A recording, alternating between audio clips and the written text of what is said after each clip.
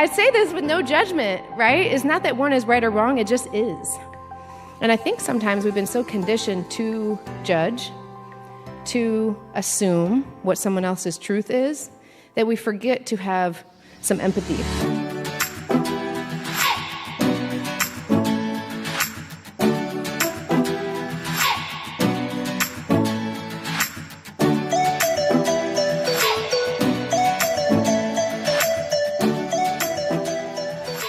I'm Rachel Rosen, and I'm really on a mission to spark conversations about the power of not just self-awareness, but critical kind of consciousness around unconscious bias, blind spots, and how we engage with people who are different than us. And it took so much courage for me to acknowledge it and say, I really want to talk about this. I'm pained and confused, but I just want to start a movement for more inclusion. That's it.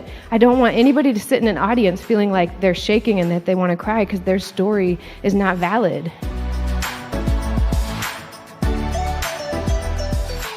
I imagine a day where every teacher has the tools and strategies to be able to support millions of young people across the country. Like, the power of one conversation with a child is life trajectory changing. And so for me, the most powerful way to impact and have a ripple effect around the world is to really start with the people who are on the front lines, which are educators. Show up with the S.P.A.R.K. And S.P.A.R.K. is an acronym. So to show up, the S stands for show up. Authentically, like take off the mask and just be you. The P stands for pause. I think we're in like a listening crisis across the country with all technology at our hands and on our fingertips. To pause and to truly listen to people is so important. The A stands for ask. So rather than assume what someone's truth is, ask. Show curiosity rather than certainty. Like, that alone could change the world.